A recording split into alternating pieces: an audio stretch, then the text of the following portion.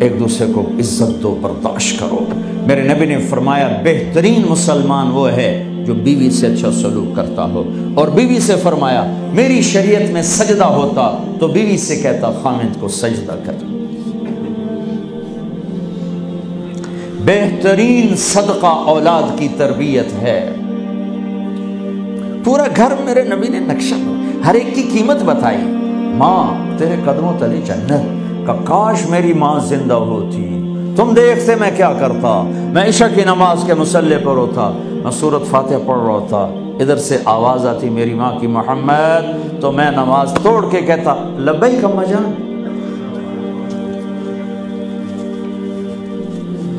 باپ کا تیرے جنت کا دروازہ ہے، باپ تیری جنت کا دروازہ ہے، کھولنا توڑنا نہیں، کھولنا توڑنا نہیں، توڑ دیا تو جنت میں نہ جا سکو گے۔ سب سے بہترین مسلمان جو بیوی سے اچھا سلوک کرے، سب سے بہترین عورت جو اپنے خامند کی منشا کو دیکھے۔ پھر آپ نے ایک عجب بات فرمائی جو معاشرے میں بہت بوجھ بنتا ہے جس کا، ہاں بھائی تمہیں ایسا صدقہ بتاؤں جس سے بڑھ کے کوئی صدقہ نہیں، تمہیں ایسا صدقہ بتاؤں جس سے بڑھ کے کوئی صدقہ نہیں۔ انہوں نے کہا جی کیا؟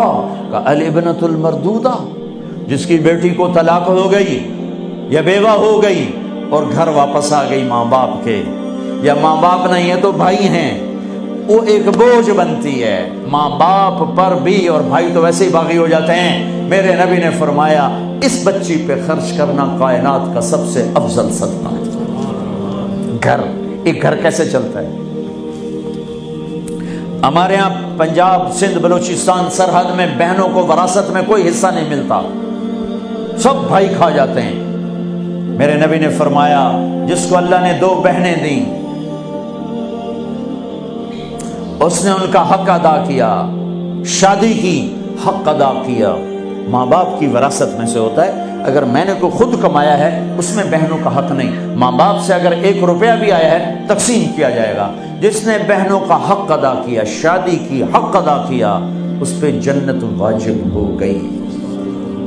جس کو اللہ نے 3 بیٹیاں دی، اس نے ان کی ڈولی اٹھائی، وہ جنت میں میرے ساتھ یوں ہوگا۔ ایک بولے، اگر 2 ہوں، کہ جس نے 2 بیٹیوں کی شادی کی وہ بھی ایسے ہوگا۔ اللہ بھلا کرے۔ ایک صحابی کا، کہ جس کی 1 ہو، کہ جس کی 1 ہے، اگر اس نے اس کو عزت سے رخصت کیا تو وہ بھی میرے ساتھ ایسے ہی ہوگا۔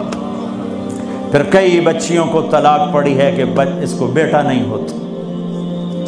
یہاں آنے سے پہلے کا واقعہ، پنڈی سے بچی رو رو برا حال اس کا، میں تو فون سنتا ہی نہیں ہوں ایسے کہ میرا تو کلیجہ پھٹ گیا ہے۔ ہے کہنے لگی کہ سسرال نے کہا تھا بیٹی ہوئی تو طلاق دے دیں۔ میں نے کہا اس میں میرا کیا قصور ہے، اور بیٹی ہی ہوئی اور مجھے طلاق پڑ گئی، اور میں گھر آ گئی 22 سال کی عمر میں۔ بیٹی دینے والا اللہ اور ظلم کرنے والا سسرال۔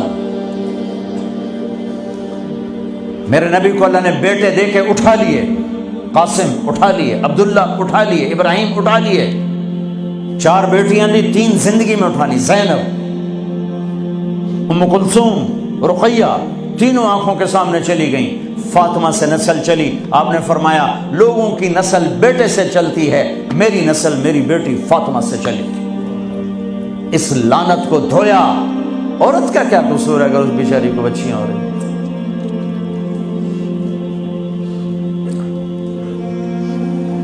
جس نے اپنی بہنوں کو حق ادا کیا، جس نے بیٹیوں کو ڈولے میں بٹھایا، ان کا حق ادا کیا، کہ جنت میں یوں ہو جائے گا۔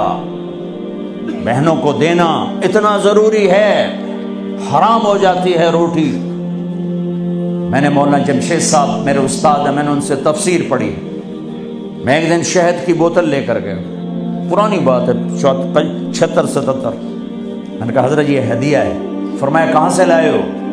کہ میرے اپنے باپ کا ہے۔ فرمایا تیرے باپ نے اپنی بہنوں کو، تیرے باپ نے اپنی بہن یعنی میری پھوپھیوں کو، تیرے باپ نے اپنی بہنوں کو زمین میں سے حصہ دیا تھا؟ یہ سوال کیوں کیا؟ 10 روپے کی شہد کی بوتل تھی اس وقت، کہ اگر دیا تھا تو یہ میں لے لوں گا، اگر نہیں دیا تو پھر یہ حرام ہے، میں نہیں لوں گا، یہ مطلب تھا۔